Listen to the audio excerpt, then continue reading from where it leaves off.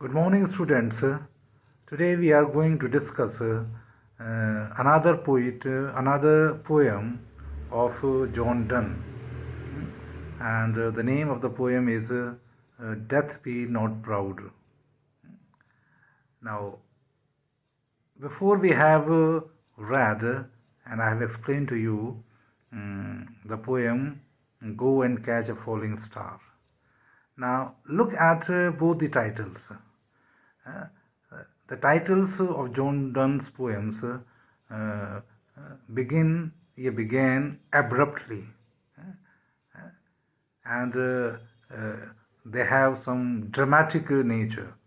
Uh, they have some dramatic appeal.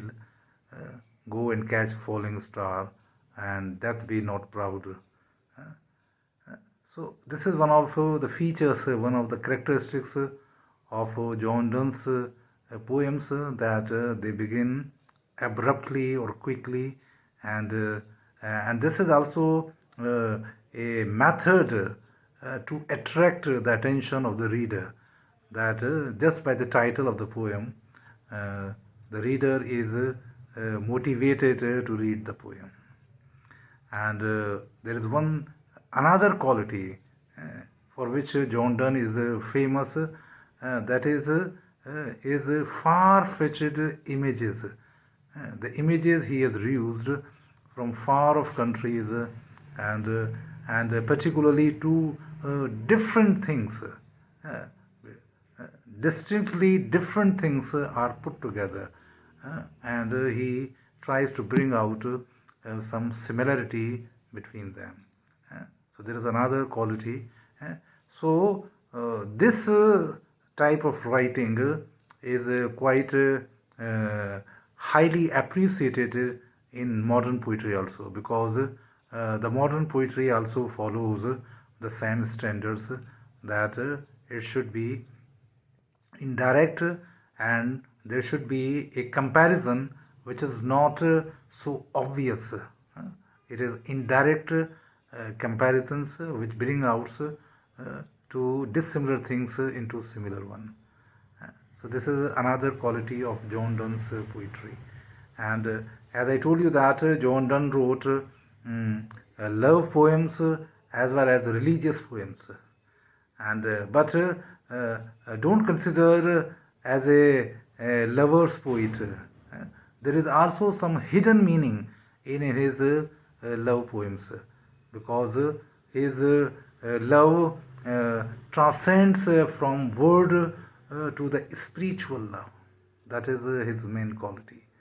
And the poem "Death Be Not Proud" it is a religious poem.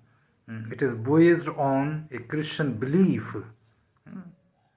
Christian belief means Christian astha, belief. It is their belief in the final resurrection from the state of death.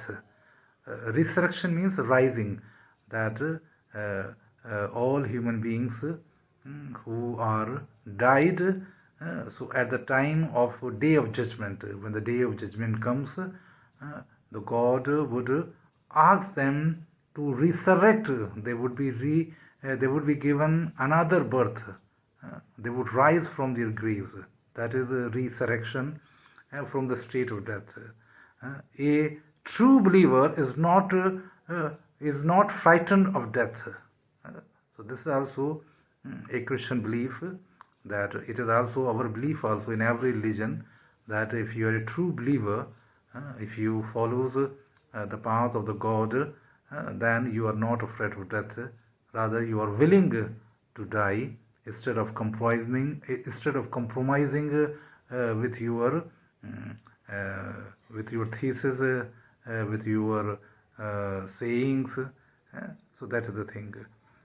So he compares that the death is not painful for a true believer, rather it is a restful sleep. Now look at the word, that a true believer rests as we rest when we are tired and we get fresh. So the true believer, for true believer, the death is like that. It is a restful sleep for the final day. In this way, the poet underestimates. So this is the point. This is the example of also of underestimation. That in this way, the poet underestimates death. In his opinion, death is fearful only for kings and slaves and desperate men. And particularly, he uses the word desperate men means the wicked persons who are who have this belief that to get the things, whether the fair means or the foul means, everything is justified in this way. So they believe to achieve their goal by any means, by hook and crook. So that is the desperate man, the wicked man. The perfect example is the villains of Hindi movies, in which we see that how the villain acts in comparison to the hero. So this is the belief of a true believer. The poet addresses this in this poem. The poet addresses this in a very uncommon manner, because most of us consider death powerful and fearful. It does not hesitate to capture the soul of any powerful person. That many, I think that most of us are afraid of death because that is the final reality, and the most painful thing is that we could not come back after death. It is a permanent sleep. So but in the opinion of the poet, the nature of death is quite different. The poet has given a new dimension to death, that it is not like that. Death is not so fearful and powerful. It is an illusion. Illusion means it is a doubt. In other words, you can say that it is a there is a Hindi word bhram, illusion, illusion, illusion. That is, there is another word, illusion, illusion. Illusion means when we quote something from the holy books and other things, that is illusions. And this is illusion. Illusion means there is a doubt. Illusion, death kills a person. The poet explains that when human beings rest and sleep, they become the picture of death.